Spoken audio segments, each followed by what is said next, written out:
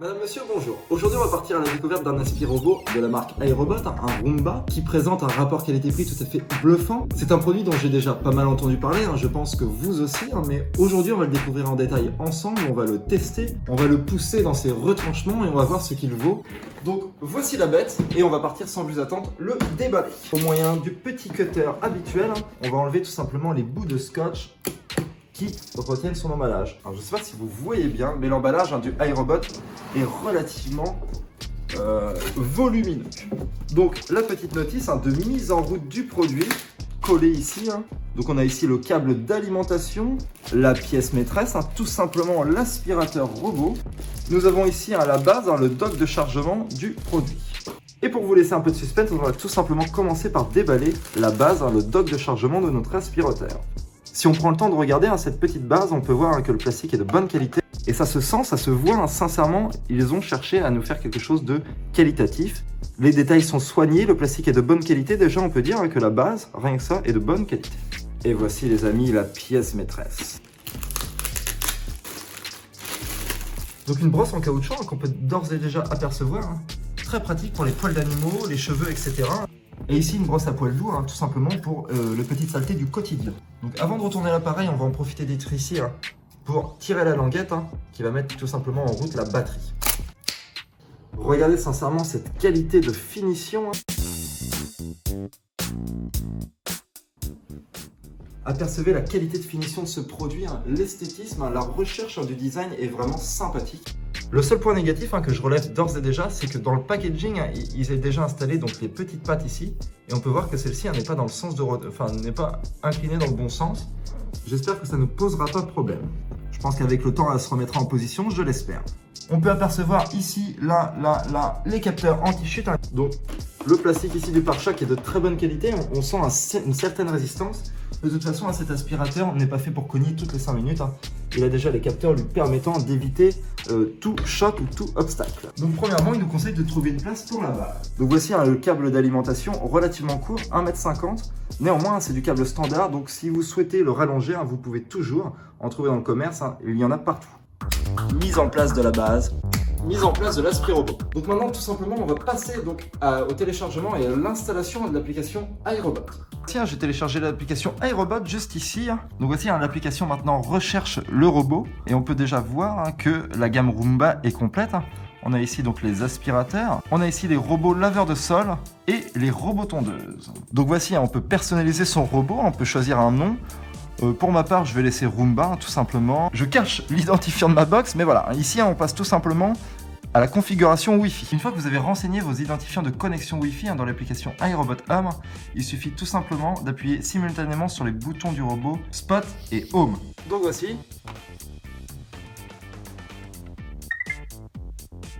Sur l'application, il suffit de notifier que nous avons appuyé sur les boutons et de cliquer sur Continuer.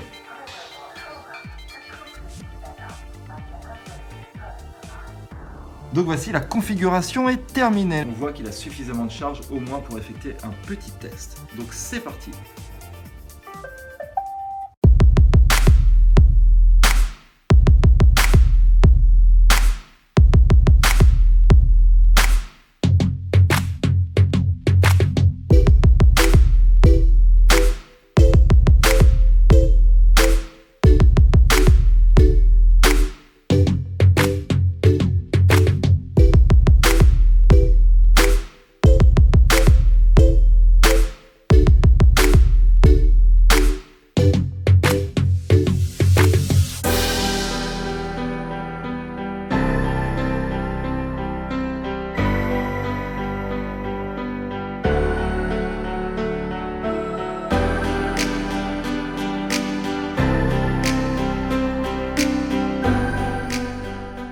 Et une fois que Roomba a terminé, il suffit simplement de vider le bac. Et une fois que vous avez retiré donc votre réservoir du iRobot, tout simplement pour le vider plus simplement, vous pouvez ouvrir la petite tige juste ici. Donc voilà, ce qui vous permet de le vider plus simplement dans la poubelle. Et juste ici, vous pouvez simplement retirer le filtre pour le nettoyer. Donc passons à l'entretien. Rien de plus simple pour cela, enlevez le réservoir, retournez votre robot. Il suffit après simplement d'enlever la grille de déposer les différents rouleaux. D'ailleurs, petite astuce, vous pouvez passer celui en caoutchouc tout simplement à l'eau. Ensuite, il suffit de faire la même opération au remontage. Vous pouvez également passer un petit coup de chiffon légèrement humide, voire sec, sur toute la surface de votre robot, également sur les capteurs de vide, ainsi, et j'insiste, un chiffon bien sec sur les cosses de la batterie. Ça permettra d'avoir toujours un bon contact et votre robot n'aura ainsi aucun problème de charge. L'entretien est important pour prolonger la durée de vie de votre appareil. On peut également faire un petit point sur les suspensions qui sont vraiment, je trouve, parfaites. Ils s'adaptent vraiment au sol. Ça vous permet de franchir les différents obstacles que le robot pourra rencontrer tout au long de son parcours, que ce soit des tapis, des seuils de porte, ce genre de choses. Il a une bonne garde au sol. Il a une très bonne tenue de route, un excellent robot sincèrement à utiliser au quotidien, les suspensions réagissent super. Ça méritait sincèrement le détour, ça méritait qu'on en parle de très bonnes suspensions sur ce robot. Un robot qui convient à tout type de sol, qui s'adaptera parfaitement chez vous. Passons maintenant au petit moment fun, j'ai voulu tester ce détecteur de vide, voir s'il était possible que le robot chute. Et vous allez voir, ça n'est pas le cas, un système très fiable sur la table, je me suis dit, allez hop, je pose tout simplement le robot et on va voir comment il réagit. Et je ne suis pas surpris de la part d'iRobot, les capteurs sont très fiables, il n'y a aucun problème, votre robot ne tombera pas des marches si vous l'utilisez à l'étage. Vous pouvez le laisser tourner pendant votre absence. Aucune crainte à avoir, votre robot ne risque pas de dévaler les marches. C'est un très bon système, sincèrement, comme vous pouvez le voir ici. C'est d'ailleurs, je trouve très amusant de la manière, il arrive très fort près du vide et bam, il freine d'un coup. Excellent. Si vous appréciez ce robot, si vous appréciez la vidéo que je vous propose aujourd'hui, je vous invite tout simplement à le faire savoir. Pour cela, lâchez un petit pouce bleu, faites-moi part de votre ressenti dans l'espace commentaire et on se retrouve d'ici peu pour le bilan. Et nous voici donc, après 3 semaines de tests intensifs d'utilisation quotidienne, tout ça pour vous permettre de vous fournir une conclusion poussée, un test et un avis vraiment construit. Je me suis pas juste contenté de faire un unboxing et voilà. Là vraiment, j'ai testé pour vous cet appareil pendant 3 semaines au quotidien et voici le bilan. Donc je tiens à noter une bonne orientation et une bonne cartographie du robot. Il sait où il va, il sait où il est passé et il sait tout simplement ce qu'il fait. Très intéressant. L'architecture de mon domicile est compliquée pour un robot, étant donné qu'il est comme ceci en U. Et la base, forcément, je l'ai placée au centre.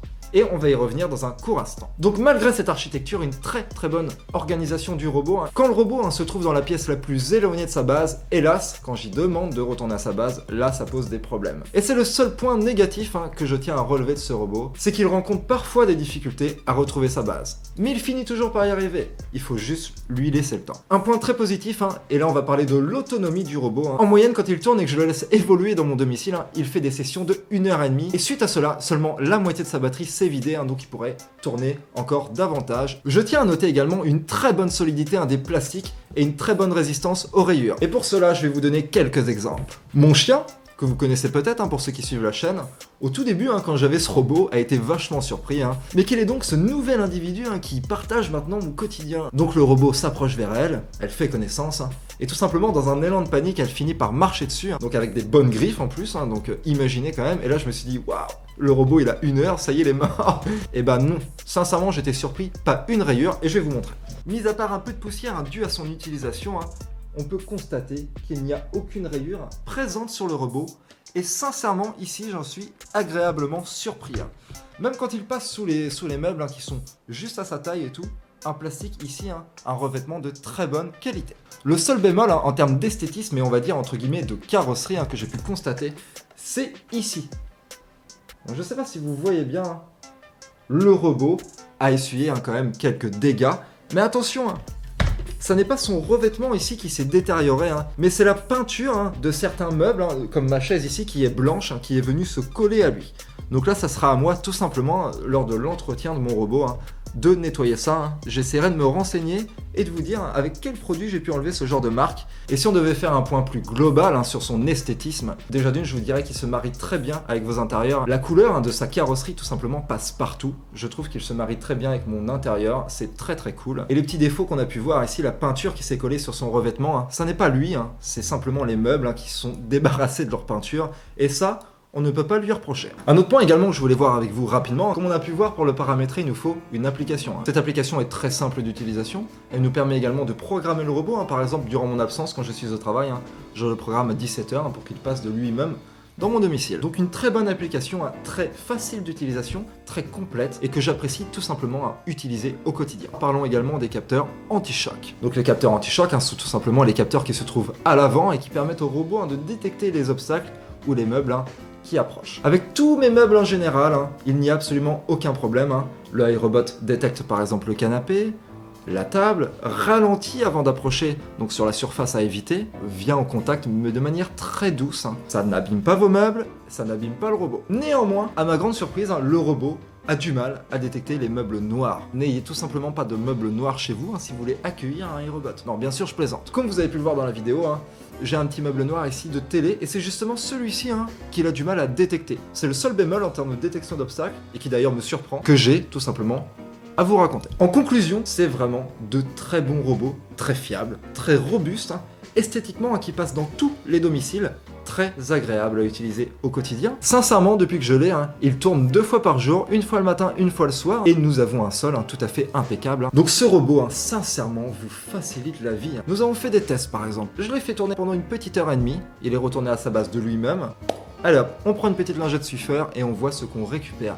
Et bah sincèrement, je suis surpris. Pourtant, j'ai un chien à la maison, un petit Sharpei à poil court qui a tendance à perdre ses poils un peu partout. Vous le mettez à tourner 2 fois par jour et vous pouvez être sûr tout simplement que vous avez un sol tout à fait impeccable sans le moindre effort. Fini la corvée de l'aspirateur. Vous avez quelqu'un à manger chez vous ce soir, mais là vous êtes au boulot, vous n'allez pas avoir le temps en rentrant. Ne vous inquiétez pas. Pendant que vous êtes au travail, iRobot s'occupe de tout. Vous rentrez chez vous et vous êtes assuré d'un résultat qualitatif. Des iRobots, il y en a pour tous les besoins. Et également pour tous les budgets. Et là, c'est très intéressant. Il y en a pour tous ceux qui ont de grandes surfaces au sol, de plus petites surfaces. Vous avez également le i7 qui vous permet de ne plus penser du tout à votre robot pendant plusieurs mois. Tout simplement car ce robot, quand il retourne à sa base, il se vide tout seul.